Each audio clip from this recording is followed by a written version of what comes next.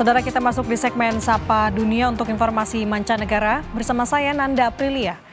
Saudara, setelah dipindahkan dari Casa Santa Marta, jenazah Paus Fransiskus kini disemayamkan di Basilika Santo Petrus untuk memberi kesempatan umat Katolik memberikan penghormatan terakhir sebelum pemakaman.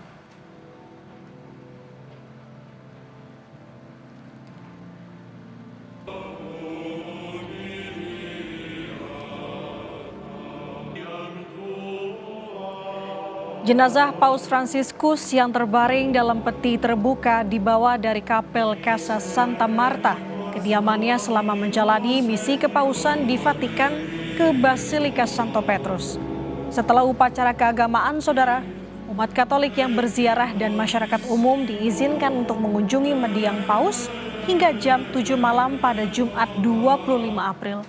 Sementara pemakaman dijadwalkan pada Sabtu 26 April.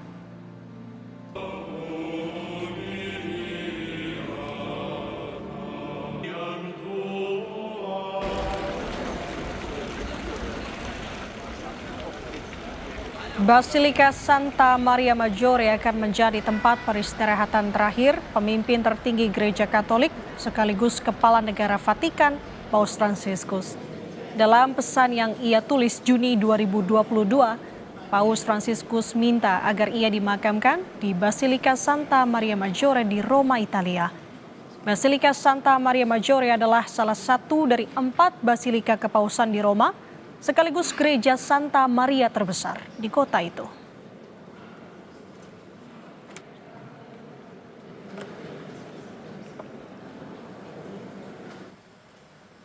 Jenazah Paus Fransiskus telah dipindahkan dari kediamannya di Casa Santa Marta dan kini disemayamkan di Basilika Santo Petrus. Informasi selengkapnya, saudara, kita tanyakan langsung dengan kontributor Kompas TV di Vatikan. Ada Antonius Agnindito yang saat ini sedang antre bersama dengan peziarah lainnya untuk bisa melihat jenazah Paus. Anin, selamat pagi waktu Jakarta. Saya sudah melihat di belakang Anda, sudah ada antrian juga. Bisakah Anda gambarkan kepada kami bagaimana situasi di sana? Baik, Nanda, ya selamat pagi waktu Indonesia, selamat pagi juga subuh waktu di sini. Memang di sini suasananya sangat-sangat ramai, juga memang seperti kita sudah ketahui, semenjak wafatnya Bapak Suci Paus Fransiskus banyak sekali peziarah yang datang ke sini. Ini terlebih lagi semenjak dilaksanakannya pemindahan jenazah Bapak Suci Paus Fransiskus dari tadi pagi dari kediamannya hingga ke dalam Basilika Santo Petrus. Memang sekarang Basilika Santo Petrus sendiri dibuka untuk umum, untuk para publik, sehingga para publik bisa melihat dan memberikan salam perpisahan terakhir kepada Bapak Suci Paus Fransiskus. Seperti yang sudah saya sampaikan sebelumnya, hari ini dibuka dari jam 11, namun sebelumnya saya sampaikan bahwa dibuka sampai jam 24. Tetapi karena sekarang ini ada animo yang sangat besar, membludak, animo dari masyarakat, animo dari peziarah untuk datang, sehingga Vatikan memutuskan untuk menambahkan jam pembukaannya hingga malam hari ini akan buka sepanjang malam. Jadi memang begitu, Nanda, memang ada di sini suasananya sangat-sangat animonya sangat besar untuk memberikan salam perpisahan terakhir kepada Bapak Suci Paus Fransiskus. Jadi begitu, Nanda, ini sangat ramai di sini seperti bisa dilihat di belakang saya. Oke, baik. Dengan animo yang sangat tinggi untuk melihat peti jenazah Paus Fransiskus dibuka seharian penuh. Nah, ini sampai kapan rencananya akan dibuka ini, sampai dengan penutupan peti atau seperti apa, Anin?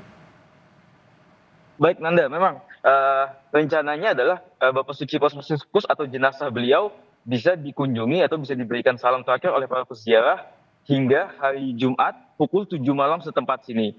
Dan para publik yang ingin datang mengunjungi di dalam Basilika Santo Petrus diperbolehkan datang tanpa perlu memberikan reservasi, tetapi memang perlu ada beberapa langkah-langkah, dalam artian ada beberapa langkah-langkah keamanan yang harus dilewati, dan juga beberapa ada titik-titik untuk mengantri masuk yang sudah ditetapkan oleh Vatikan.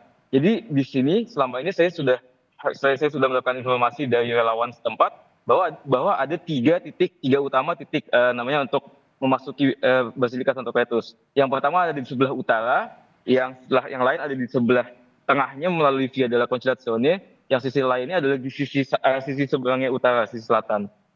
Jadi memang antriannya sangat panjang, Nanda. Setiap orang mungkin mengantri lebih dari 2 jam hanya untuk melewati namanya metal detector untuk pengamanan. Dan setelah sampai di metal detector pun juga ada beberapa barang-barang yang tidak boleh dibawa, seperti misalkan botol air minum, terus benda-benda tajam, senjata, dan hal-hal yang seperti itu. Selain itu juga memang ada aturannya di sini, mungkin karena selalu ramai ya, flow of information-nya juga kadang berubah tergantung namanya relawan yang di sini.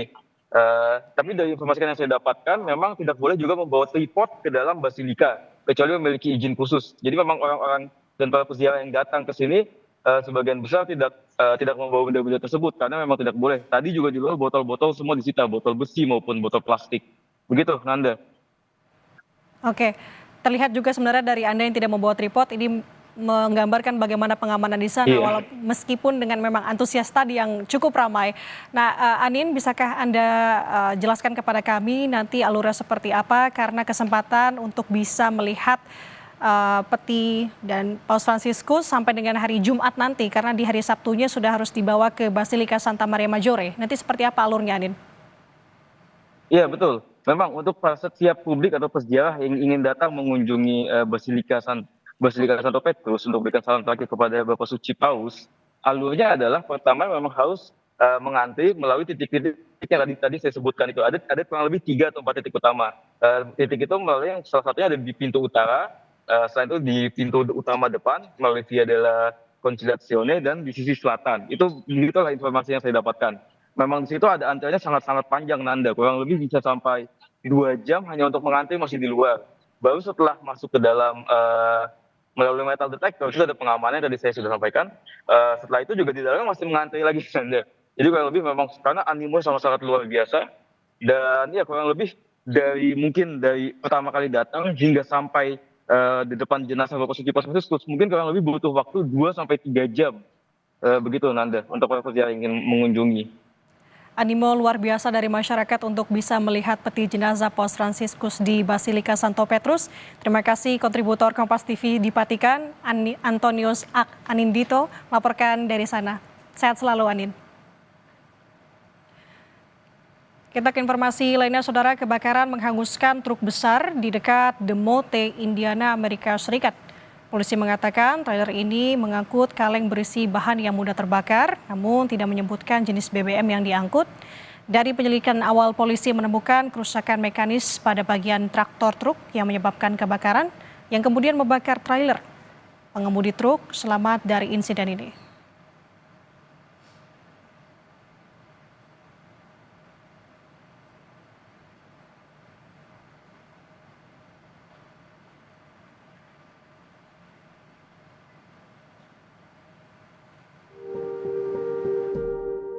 Kabar duka tersiar dari Vatikan. Paus Fransiskus, pemimpin tertinggi Gereja Katolik Roma, Senin lalu wafat dalam usia 88 tahun. Carissimi fratelli e sorelle, con profondo dolore devo annunciare la morte del nostro Santo Padre Francesco. La sua vita tutta intera è stata dedicata al servizio del Signore e della sua Chiesa. Ci ha insegnato a vivere i valori del Vangelo con fedeltà, coraggio e amore universale, in modo particolare a favore dei più poveri ed emarginati. Paus Fransiskus wafat sehari setelah menemui ribuan umat yang memadati alun-alun Santo Petrus, Vatikan. Berkat yang disampaikan Paus dari balkon Basilika Santo Petrus Minggu 20 April 2025 adalah berkat terakhirnya untuk dunia. Saat itu, Paus kembali menegaskan pentingnya membangun dialog demi hadirnya kedamaian di dunia. Kesederhanaan dan kerendahan hatinya menjadikan Paus Fransiskus sebagai sosok populer di seluruh dunia. Salah satunya tergambar dalam kunjungannya ke Indonesia September 2024. Alih-alih menggunakan kendaraan mewah, Paus memilih naik Kejang Innova Zenix dengan alasan kendaraan tersebut banyak digunakan masyarakat Indonesia. Kesederhanaan memang tak terlepas dari keseharian Paus Fransiskus. Jadi beliau itu agung, mulia, bukan karena kekuasaan yang beliau punya sebagai kepala negara. Itulah yang sungguh-sungguh menarik, karena di zaman sekarang ketika orang berlomba-lomba, bersaing, bahkan berlomba-lomba untuk mencari kekuasaan, beliau justru sebaliknya ingin menunjukkan bahwa jabatan itu bukan untuk diduduki, tetapi untuk dipangku. Selama melayani, Paus Fransiskus banyak melakukan terobosan. Paus menggunakan kepausan untuk mengedepankan pesan pastoral tentang inklusi radikal, suara untuk kelompok terpinggirkan dan kaum miskin. Kerukunan dan solidaritas juga tak lepas dari perhatian Paus.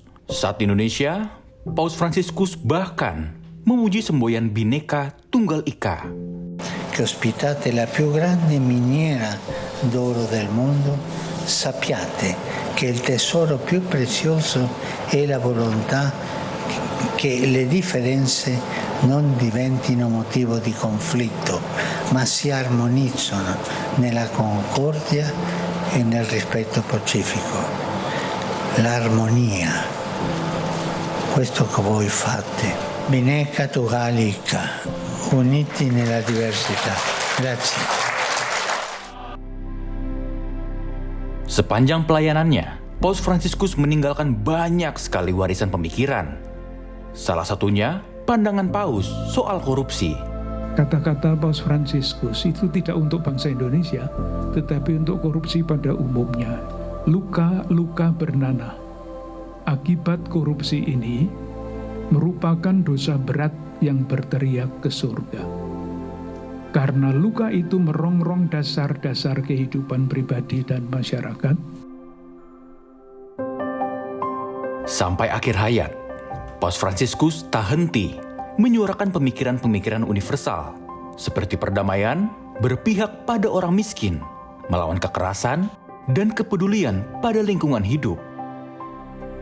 Kini, Paus Fransiskus telah pergi. Namun, kesederhanaan, keteladanan, pemikiran, dan komitmennya melawan kejahatan kemanusiaan harus terus disuarakan, termasuk soal korupsi yang masih merajalela di negeri ini.